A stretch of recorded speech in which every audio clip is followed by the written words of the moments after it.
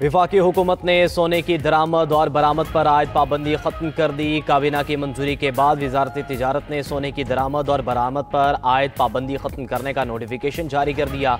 Notification के मुताबिक सोने की आलमी तिजारत से मुतल्लिक मुअत्तल शुदा SRO बहाल कर दिया गया। वफाकी हुकूमत ने कीमती धातों जेवरात की दरामद और बरामद से मुतल्लिक कुछ तरामीम भी की हैं। कीमती धातों और जेवरात की दरामद और बरामद का फ्रेमवर्क बरकरार रहेगा। फ्रेमवर्क शफाफियत और खुदकार निज़ाम में बेहतरी के साथ जारी रहेगा। रवां साल मई में सोने की दरामद और बरामद पर पाबंदी आयद की गई थी। वजारत तिजारत ने 6 मई 2025 को सोने की तिजारत मुनज़्ज़म करने वाला SRO 60 रोज़ के लिए मुअत्तल किया था। ज़राए का कहना है कि सोने की स्मगलिंग की शिकायत पर एक्सपोर्ट और इम्पोर्ट पर पाबंदी लगाई गई थी।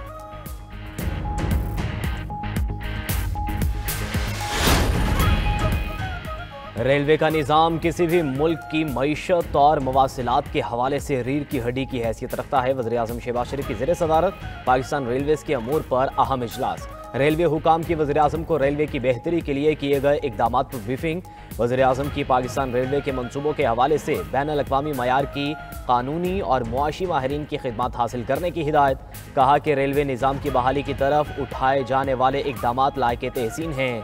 रेलवे के प्रॉपर्टी और ज़मीन के मामले पर पब्लिक प्राइवेट पार्टनरशिप मॉडल इख्तियार करने का भी हुक्म।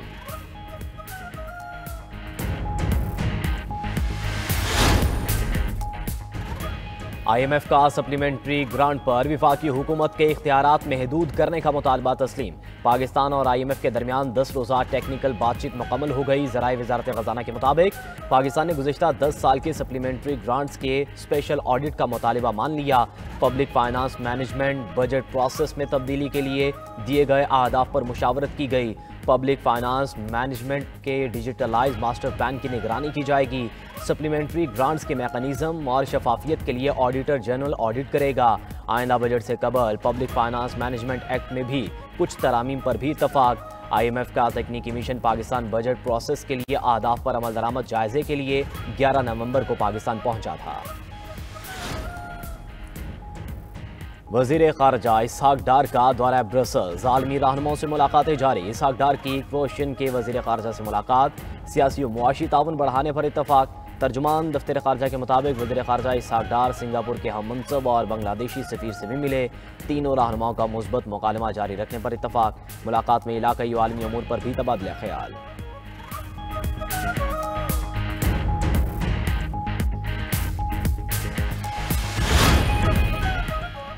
कोई भी इंसान कानून से बड़ा और ताकतवर नहीं है, किसी इदारे के सरबराह के लिए भी इस्तिस्ना नहीं। अमीर जमात इस्लामी हाफिज नईमुर रहमान का लाहौर में दीनी इज्तिमा से खिताब।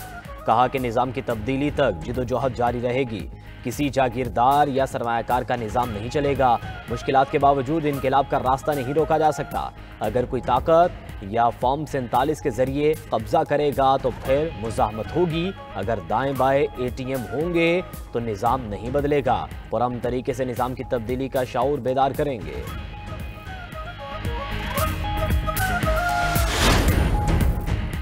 इस्लामाबाद हाई कोर्ट के जजेस की इंट्रा कोर्ट अपील वफाकी आईनी अदालत में समाअत के लिए मुकर्रर। जस्टिस अमीनुद्दीन खान की सरबराही में लार्जर बेंच 24 नवंबर को 11:30 बजे समाअत करेगा।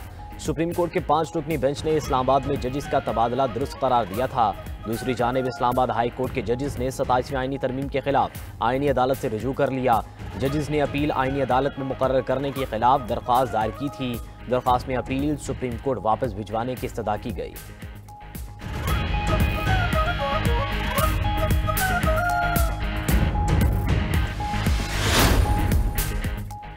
बन्नू रीजन में पुलिस, CTD और सिक्योरिटी फोर्सेस के मुख्तलिफ ऑपरेशन, 3 अहम कमांडर समेत 17 दहशतगर्द जहन्नुम वासिल, मुतादिद जख्मी। हलाक दहशतगर्दों से बड़ी तादाद में असलहा और गोला बारूद बरामद। शेरी खेल और पक्का पहाड़ खेल में ऑपरेशन में 10 दहशतगर्द हलाक, 5 जख्मी, 1 सहूलतकार गिरफ्तार। डोवेल में 6 दहशतगर्द मारे गए। हलाक दहशतगर्दों में फितना खवारिश के कमांडर नियाज अली उर्फ आकाशा और अब्दुल्ला उर्फ शपंकोई शामिल। ऑपरेशंस में पुलिस और सिक्योरिटी फोर्सेस की नफरी महफूज रही। IG खैबर पख्तूनख्वा ने कहा, खैबर पख्तूनख्वा की मिट्टी को फितने से पाक करेंगे। दहशतगर्दों का इनकी खुफिया पनाहगाहों तक पीछा किया जाएगा। फैसलाबाद के इलाके मलिकपुर की फैक्ट्री में आतिशगीर मादे का बड़ा जखीरा मौजूद था। फैक्ट्री धमाके की इब्तदाई इंक्वायरी मुकम्मल। 4 रुकनी इंक्वायरी कमेटी की जारी रिपोर्ट के मुताबिक पहले सिलेंडर लीकेज, 7 शॉर्ट सर्किट और केमिकल मवाद फटने से धमाका हुआ।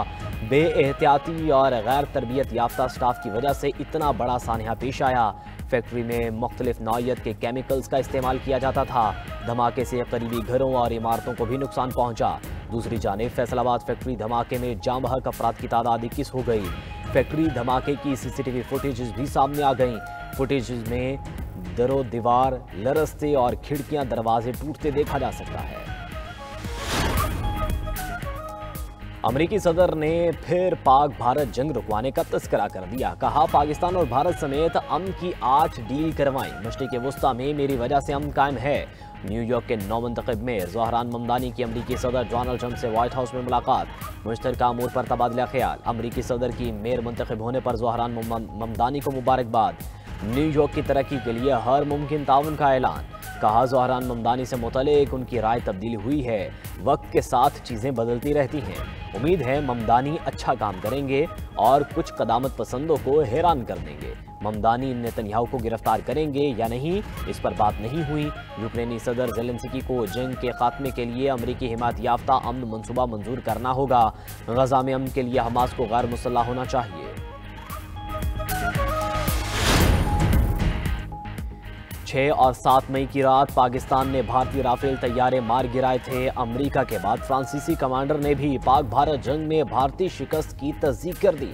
फ्रांसीसी कमांडर कैप्टन जॉक लोने ने पाकिस्तानी फ़ज़ाई सलाहियतों की तारीफ करते हुए कहा कि पाकिस्तान ने भारतीय राफेल लड़ाका तैयारे मार गिराए।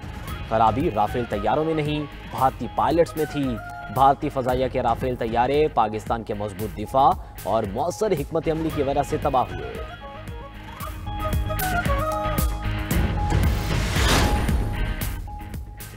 सह मुल्क की सीरीज में पाकिस्तान और श्रीलंका आज आमने सामने होंगे। दोनों टीमें शाम 6 बजे रावलपिंडी क्रिकेट स्टेडियम में इन एक्शन होंगी।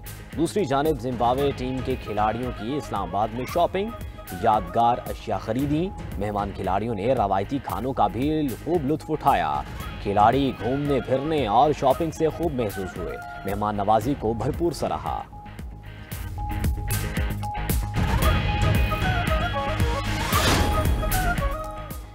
इटली में यूरो लीग में इसराइली बास्केटबॉल टीम की शिरकत के खिलाफ एहतजाज। मुजाहिरीन के इसराइल के खिलाफ नारेबाजी।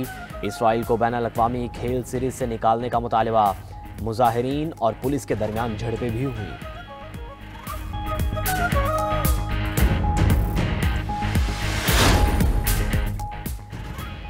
और एशेज टेस्ट सीरीज का पहला मैच फैसला कुन मरहले में दाखिल। पर्थ टेस्ट के दूसरी इनिंग्स में इंग्लैंड की टीम 164 रन बनाकर आउट। ऑस्ट्रेलिया को जीत के लिए 205 रन का हदफ। इंग्लैंड के 6 खिलाड़ी डबल फिगर तक भी ना पहुंच सके।